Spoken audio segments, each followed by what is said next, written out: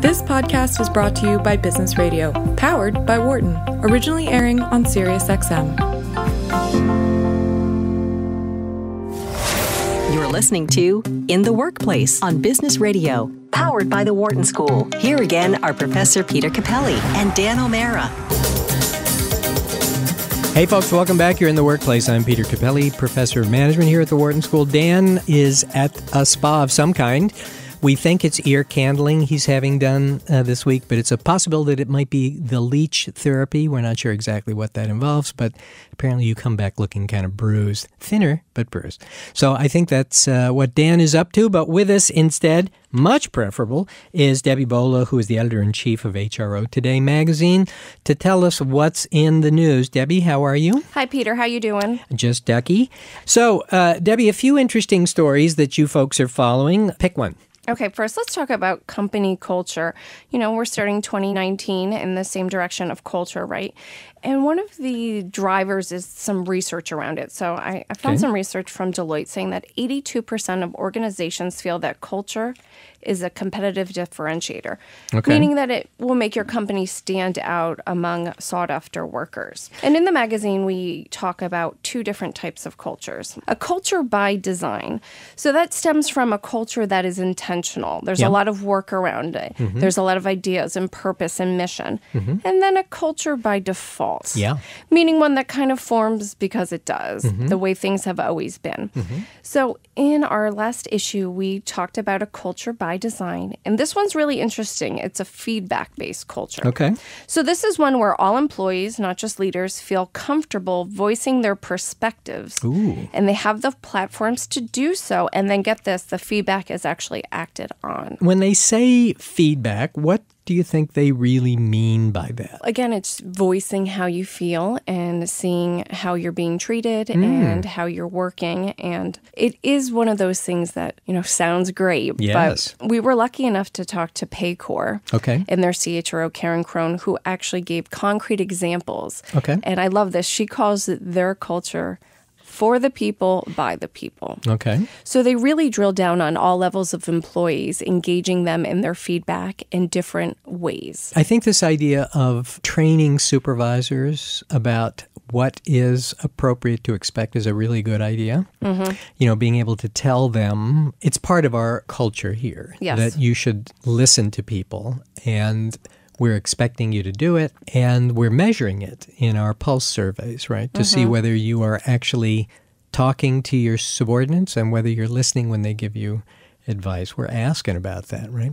Which is a way of changing the culture. Right, and managers even need resources to know what to do with feedback. Yeah, right. And how to process that. And, you know, something about feedback and being a manager is you can take it personally. Yeah. And it's hard not to. It's hard not to. So sometimes you just have to think of it more as a business issue than a personal issue. So I had cut you off earlier. You were about to give me some examples from Paycor. Sure. Okay, so we mentioned the manager training. Yeah. We talked about the monthly, quarterly meetings. And another idea which really exemplifies this for the people, by the people culture, are employee resource groups.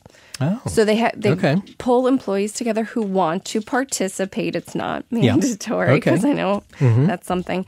And they get together and work together on ideas and then provide leadership with things that they thought of. And two examples is a team called Accelerate.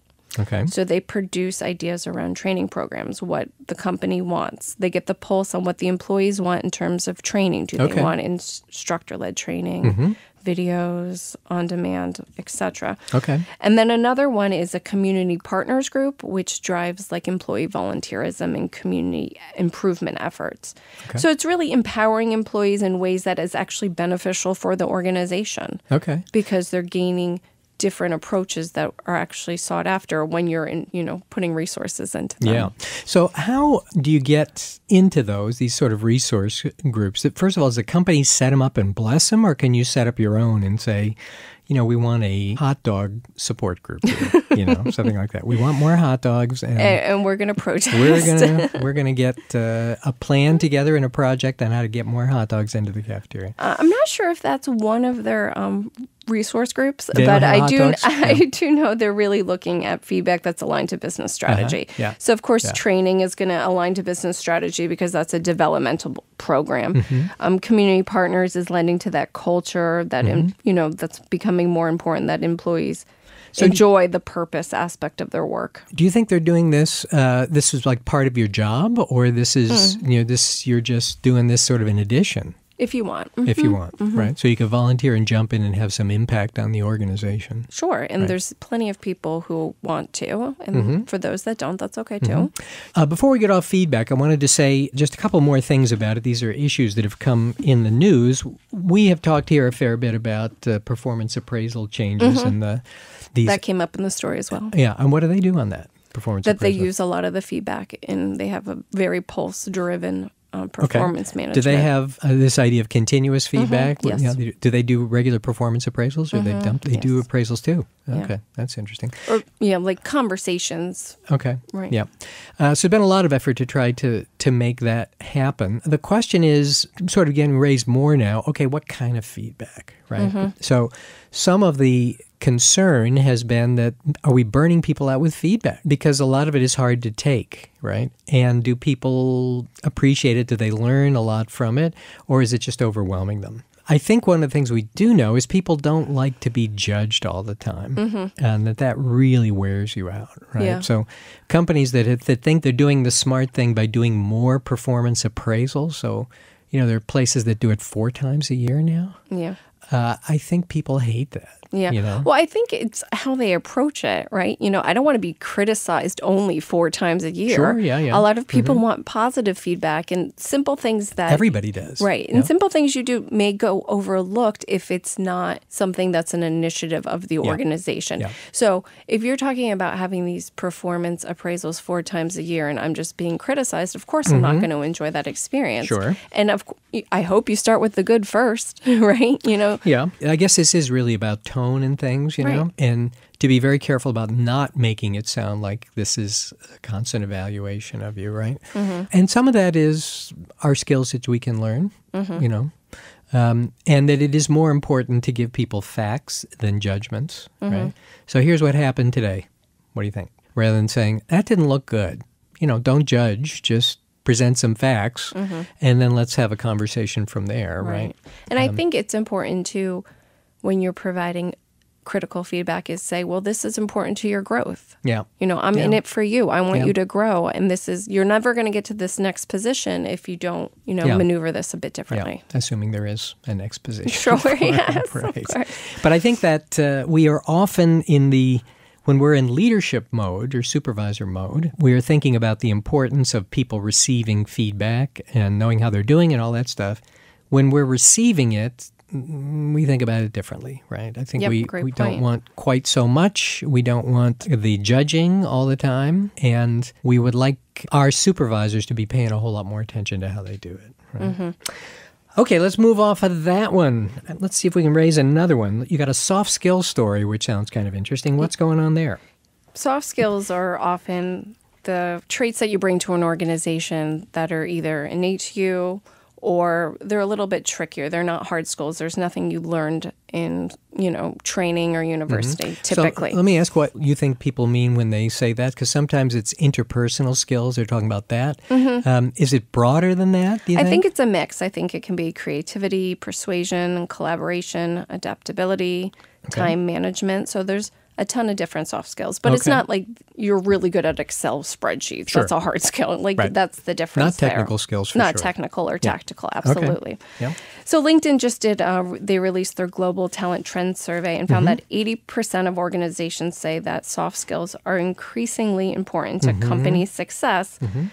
And with that, they're actually hard to find. And another factor that's kind of interesting as we're hitting into the wave of AI and automation is that automation is going to play a role in the sense that it can eliminate some of the hard skill capabilities, even making softer skills more important.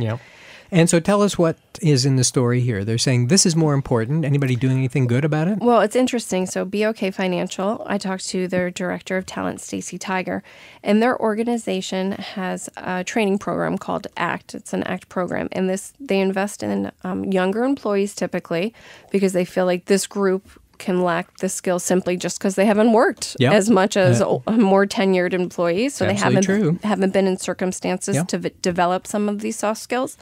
So they have an 18-month training program around core competencies. And 2 of them are driven by soft skills. So they're actually looking to develop soft skills instead of just assuming someone can come into the organization with said soft skills. Sounds smart. What do you think well, first of all, what soft skills do you think are most important? And did they give you a sense of, for them, what they're worried about? For them, it's strategic and critical thinking. Really? So stepping away from that checklist approach and really thinking about how what they're doing aligns to business strategy and collaboration. Collaboration certainly sounds like one you hear a lot, right? And we are hearing more about critical thinking. I wonder how often companies really mean it, though. Right, you know? Like the critical part, I'm not so keen on that. No. Right. But I think maybe higher level instead of saying critical. Not negative, but like important. But I think, avoiding the big problem, that would be a great kind of thing. Did you get a sense of how they're doing this? So it's through this training program. Okay. What's in the training program? So what they do is they provide the people in the group different tools to help them understand the business better. And they, help put them in situations where they can be prepared to handle strategic thinking in ways. So they're providing them the tools to be able to voice their opinions and think strategically instead of just doing tactical work. And I imagine they're practicing these in the training, right? Exactly. So here are some things in your story there that I thought were quite interesting. And this was insights that they gathered about these younger folks, right? And one of them was that they thought the younger employees, the people who were just coming in, exhibit more bravery than people who were older. Right. That's great. What do you think they mean by that? More willing to speak up or something? Yes, absolutely. More outspoken. And I think that kind of plays into what we talked about earlier with the feedback is I feel like some workers, and not to generalize, but younger workers who have been embraced through their lives to give feedback and to voice their opinions have that sense of bravery. But within the story, it's kind of shifting and saying how it's appropriate in the workplace and how it's beneficial in the workplace. Okay. Can I be more cynical and say... You always are. These younger people are not so worried about being fired. Perhaps, yes. I don't think they would think of that action from being brave or providing feedback. Sure, agreed. I'm sure they're not thinking about that, but somebody who's older probably is. Right? Or I think perhaps someone like myself, younger in my career, would see a problem but not really want to say anything. It's not my position. I'm just going to, work on this story and head forward. Where if you're providing, we care about your thoughts and we want to know what you're thinking and how this aligns to the business, then they're going to be like, okay, let me think of it more than just what I have to do today. It sounds right. A different way to say what we've just been saying, I think, is the younger folks come in without the baggage of a career which is told them to shut up and sit down, right? So they come in without that. It's just different. And if you can foster that, you're going to get a generation of folks who are more willing to speak up. But it does require that the supervisors, a lot of this just seems to come back to supervisors, right? That the supervisors model this behavior. You can give people all the training you want, and then they walk out and bump into their supervisor who tells them, sit down and shut up. And, all that training goes out the window. Well, there's definitely going to be a huge shift in the workforce, and it's already started in an upcoming, I think it's in our April issue, we are going to have a story about millennials as managers. So that next generation workforce that we've been talking about are now managers. They're older now. That's so that I think there'll be a big change in that when you're talking about supervisors and managers and how they think of things.